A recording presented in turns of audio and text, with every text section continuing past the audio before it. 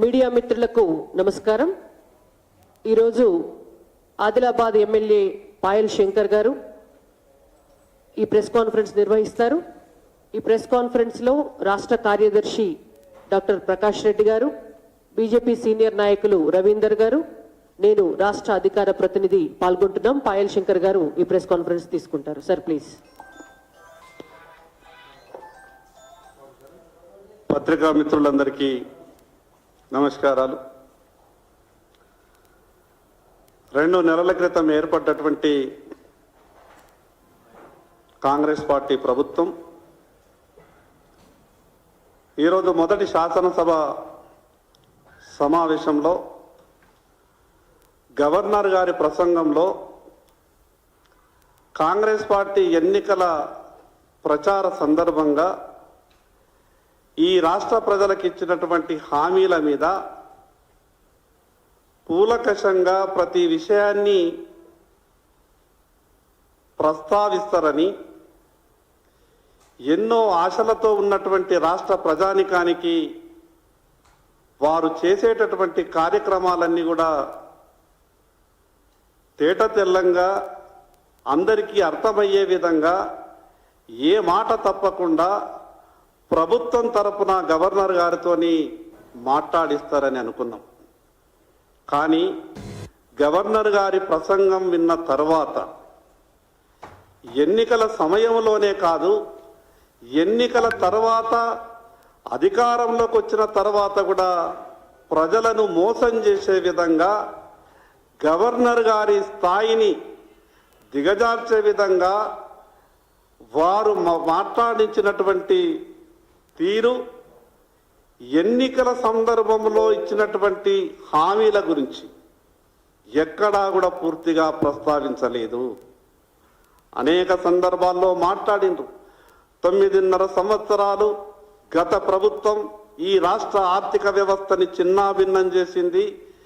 ఏ ఫైళ్లు ముట్టినా కూడా వేల కోట్ల రూపాయల కుంభకోణాలే బయటకు వస్తాయి. ఇక మా తడాకాదు ఇస్తాం, తెలంగాణ రాష్ట్ర ప్రజలను గత ప్రభుత్వం మోసం చేసినటువంటి తీరునంతా కూడా తెలంగాణ సమాజం ముందు నిలబెడతామని సినిమా డైలాగులు అనేక సందర్భాల్లో చెప్పిండ్రు.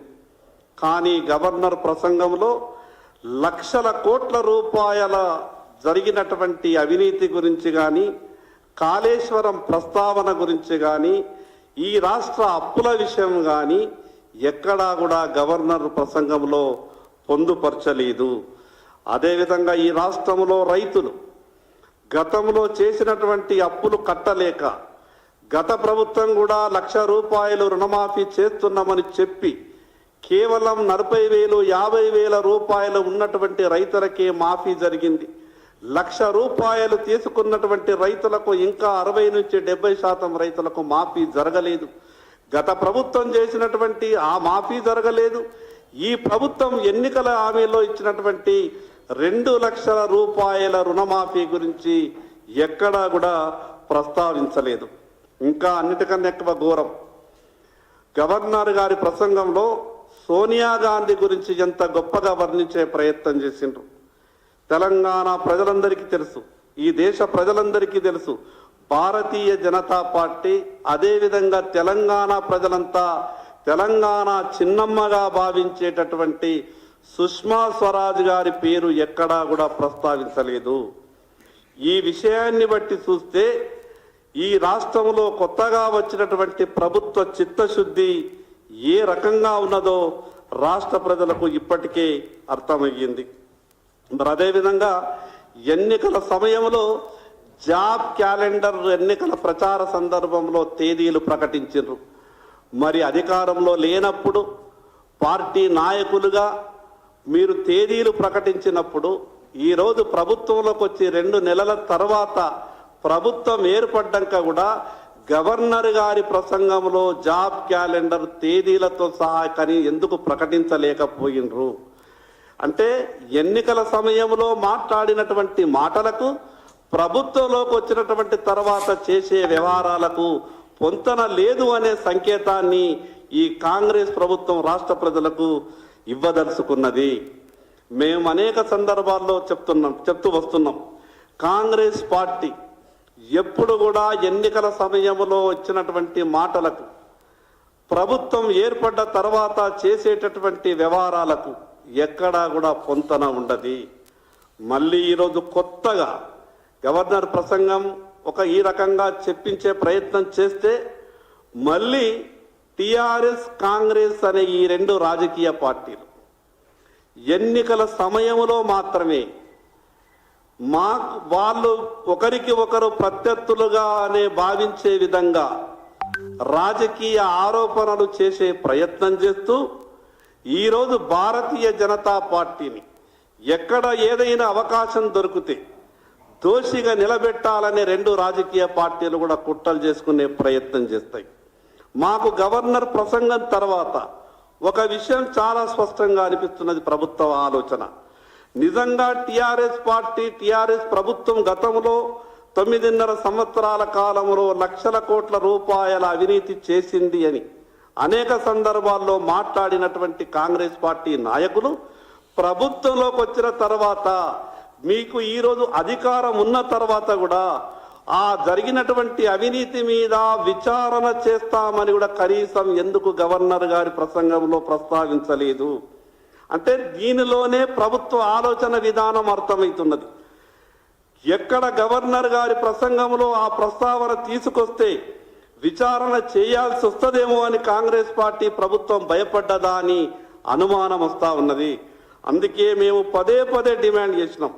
వీళ్ళ మాటలలో నిజాయితీ లేదు కాబట్టే ఎన్నికలలో మాట్లాడినటువంటి మాటకు కట్టుబడి కాంగ్రెస్ ప్రభుత్వం ఉంటే జరిగినటువంటి అవినీతి మీద గతంలో మాట్లాడినటువంటి ఈనాటి రాష్ట్ర ముఖ్యమంత్రి గారు, ఆ రోజు మల్కాజిగిరి పార్లమెంటు సభ్యునిగా, అదేవిధంగా తెలంగాణ రాష్ట్ర కాంగ్రెస్ పార్టీ అధ్యక్షునిగా అనేక సందర్భాల్లో సిబిఐ విచారణ కోరిండ్రు కదా.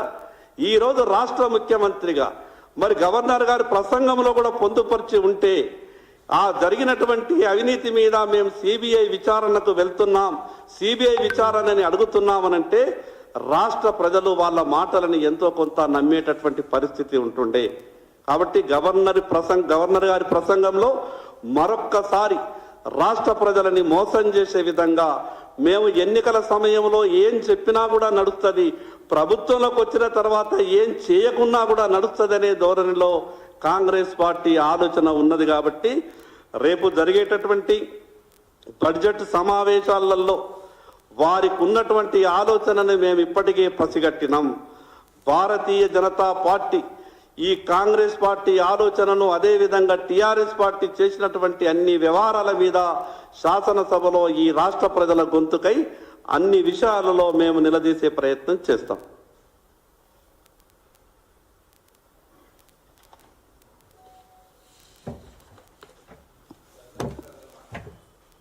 మీడియా మిత్రులకు ధన్యవాదాలు. ఇంతటితో ఈ ప్రెస్ కాన్ఫరెన్స్ ముగుస్తుంది.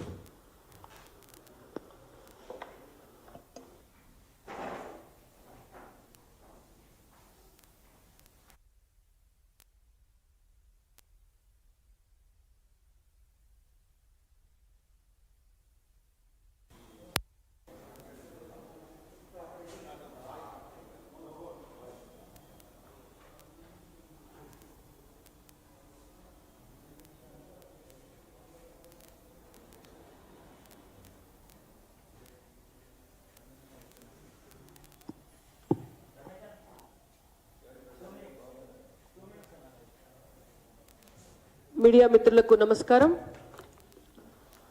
దుబ్బాక మాజీ ఎమ్మెల్యే, భారతీయ జనతా పార్టీ రాష్ట్ర కార్యదర్శి రఘునందన్ రావు గారు ఈ ప్రెస్ కాన్ఫరెన్స్ తీసుకుంటారు.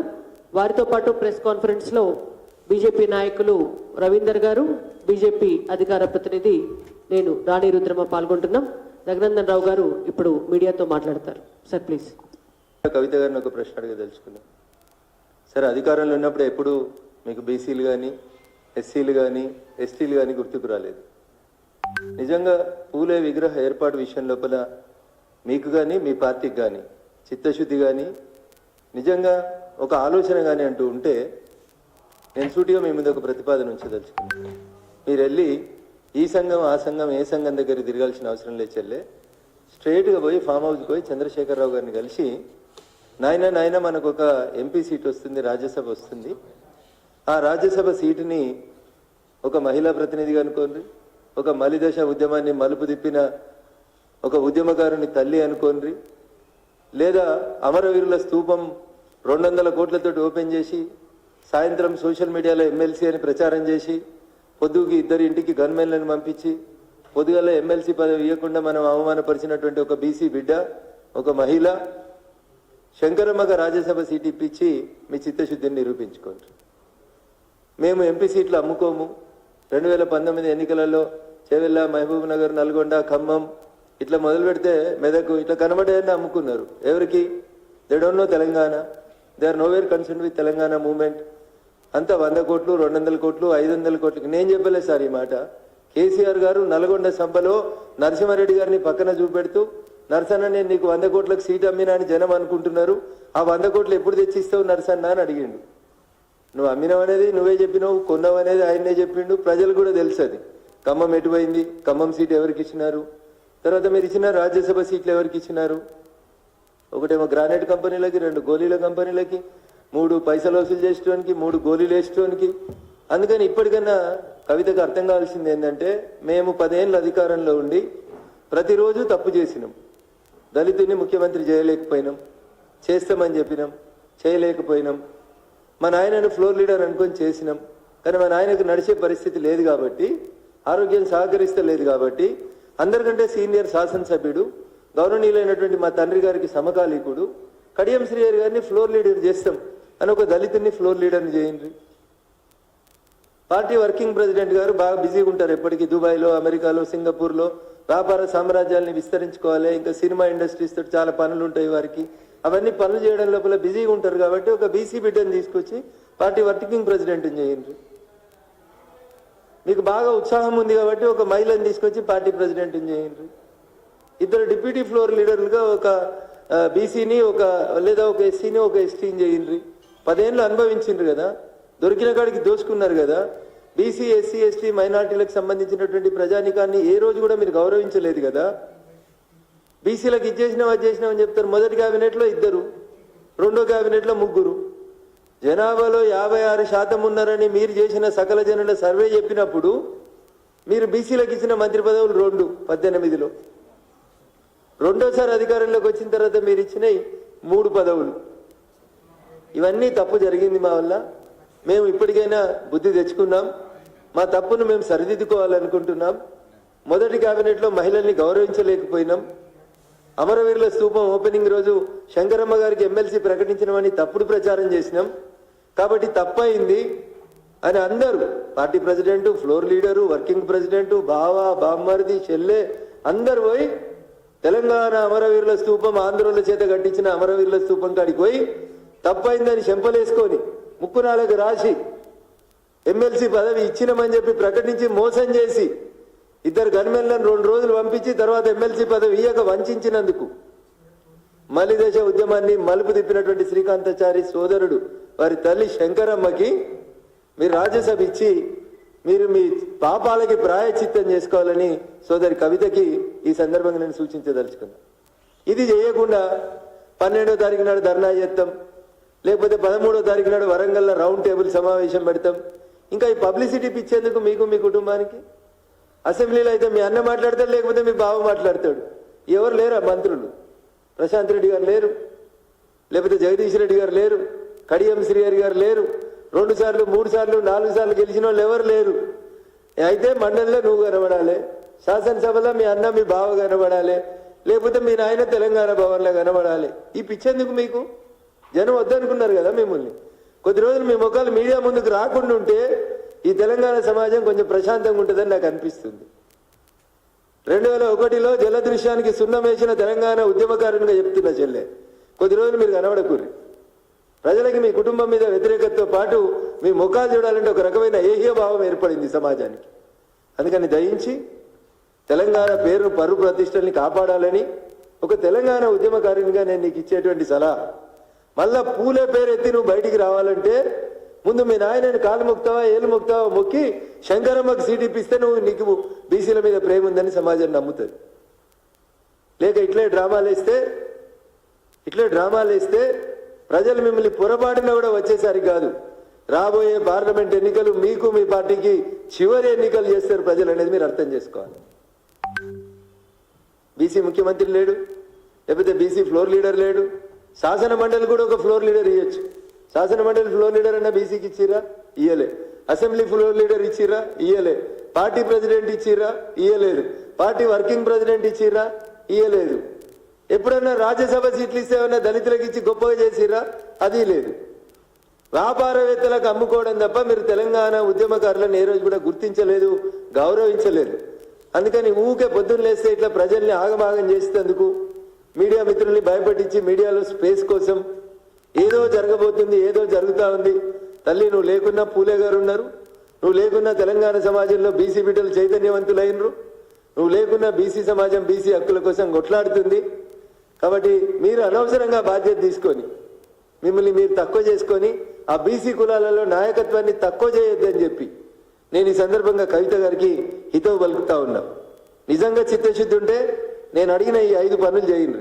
Party president, party working president, assembly floor leader, శాసన మండలి ఫ్లోర్ లీడర్, ఇంకేమైనా అవకాశం వస్తే అవి ఇప్పొద్ది అట్లాంటి ఏమైనా అవకాశాలు ఏమైనా వస్తే మీ తరఫున అవి బీసీ ఎస్సీ ఎస్టీలకు ఇచ్చి ఈ 10 సంవత్సరాలు మేము తప్పు చేసినాం, తెలంగాణ సమాజమా మమ్మల్ని క్షమించుండ్రి, మేము చెప్పినటువంటి తప్పుల్ని మేము చేసిన తప్పుల్ని మనమే కడిగేసుకుంటామని చెప్పి చేసి కార్యకర్తల్ని గుర్తించాలని చెప్పి రేపటి రాజ్యసభ సీట్ని ఇంకో 4 రోజుల తర్వాత ప్రకటించేటువంటి ఎంపీ సీట్లని 100 కోట్లకి 1000 కోట్లకి బిజినెస్ మ్యాన్లకి ఇతర పార్టీలకి తీసుకొచ్చుకున్న వాళ్ళకి అమ్మకుండా తెలంగాణ అనే పదానికి కొంచెం గౌరవాన్ని పెంపొందించే రీతి లోపల మీ పార్టీ పేర్లకి ఎట్లాగో తెలంగాణ తీసేసిరు, కనీసం మీరు ఇచ్చే క్యాండిడేట్ల కన్నా కొంచెం ఆ తెలంగాణ అనే 5 అక్షరాలు తెలిసిన వాళ్ళకి ఇస్తే కొంచెం గౌరవం ఉంటుంది, పరువు నిలబడుతుంది అని చెప్పి హితవు చెప్తూ మీరు శంకరమ్మకు రాజ్యసభ ప్రకటించకుండా పూలే పేరెత్తి మీరు బయట తిరిగితే